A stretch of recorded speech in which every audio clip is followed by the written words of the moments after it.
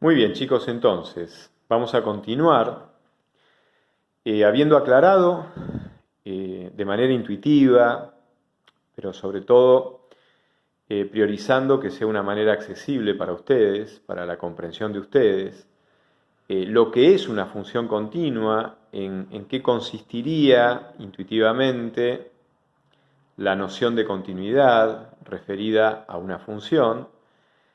Y habiendo aclarado que las funciones polinómicas son funciones continuas, o sea que la función lineal, la función cuadrática y en general toda función polinómica responde a esta definición de continuidad, simplemente yo les enuncio un teorema muy importante referido al tema de continuidad, que es el conocido teorema de Bolzano, que dice lo siguiente, dice de manera más formal, lo que yo les decía al final del video anterior, del video 19. Si f es una función que tiene como dominio un intervalo cerrado, AB, y es una función real, sus imágenes son números reales, si f de A es menor que f de B, y D es un punto que está en el intervalo abierto de extremos f de A, f de B, o sea que D está entre f de A y f de B.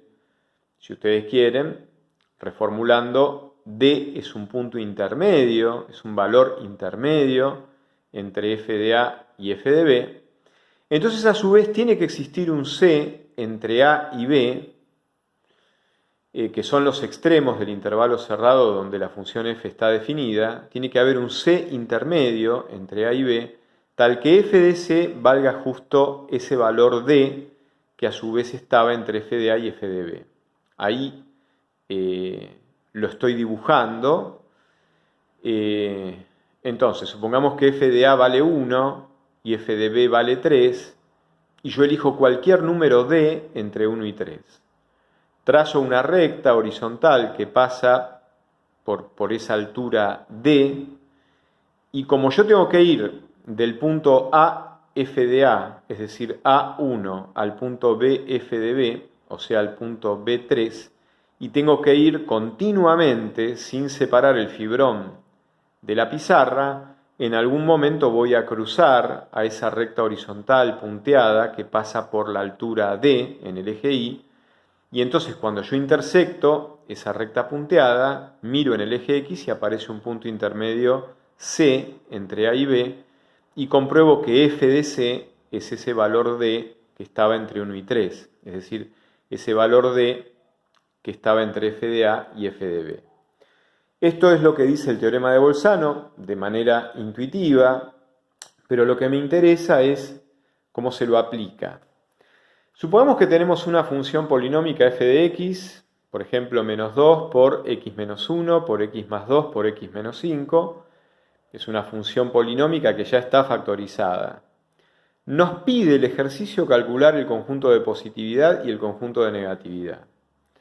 No nos pide explícitamente el ejercicio calcular los ceros. Sin embargo, yo pongo solución y digo, primeramente, hallaremos el conjunto de ceros. Como la función f está factorizada, inmediatamente comprobamos que el conjunto de ceros está formado por menos 2, por 1 y por 5. Porque se anula x menos 1 en x igual a 1, o se anula x más 2 en x igual a menos 2, o se anula x menos 5 en x igual a 5. Esos son los únicos tres valores en donde la función f se puede anular. Entonces lo que yo voy a hacer es trazar la recta real y marcar el menos 2, el 1 y el 5. Si ustedes se fijan, yo marco 4 intervalos. El intervalo que va de menos infinito a menos 2, el intervalo que va de menos 2 a 1, el intervalo que va de 1 a 5 y el intervalo que va de 5 a más infinito. Entonces digo, bueno, vamos a empezar a analizar qué signo tiene la función en el intervalo menos infinito menos 2. Voy a elegir un número cualquiera que esté en ese intervalo, por ejemplo el menos 3, y voy a calcular la función en menos 3.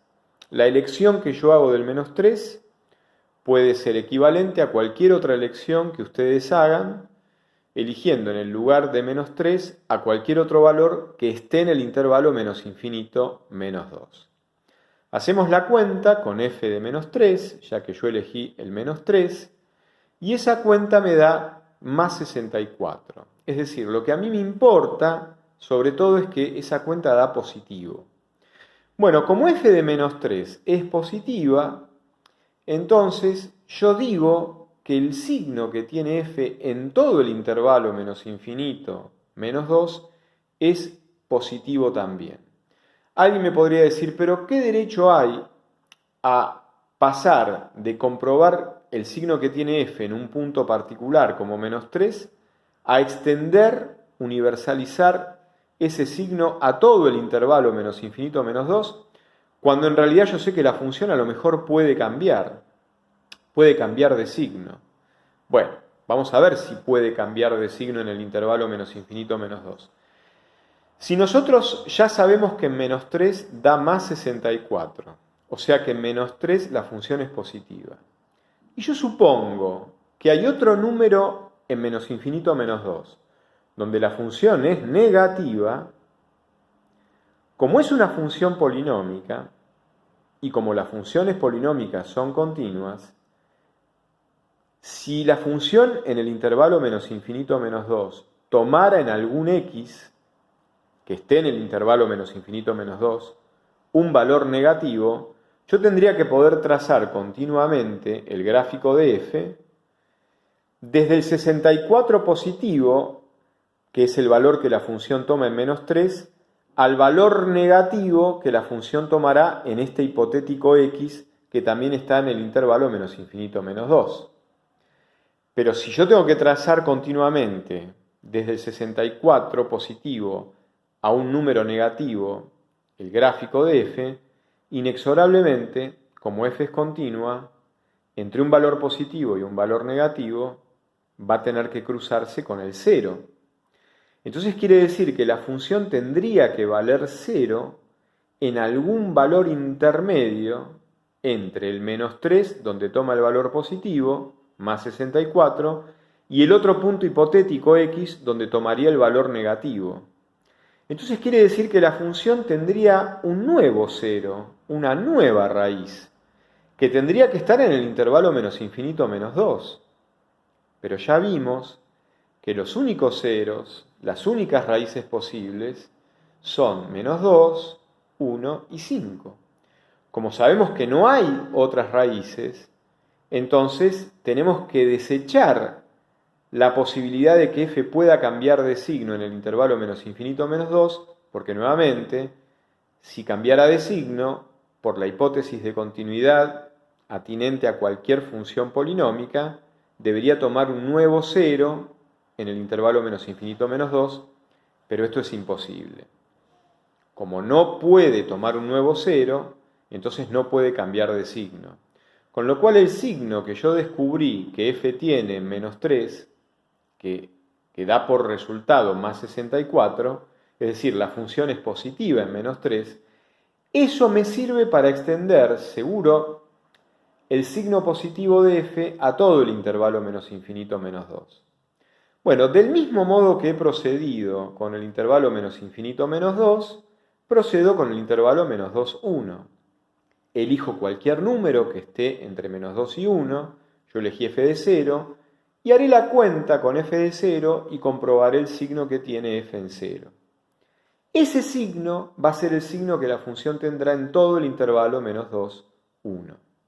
Del mismo modo lo haré con el intervalo 1, 5, en mi caso yo elegí f en 2, y con el intervalo 5 más infinito, eligiendo calcular el valor de f en 6, pero sobre todo resaltando el signo de ese valor.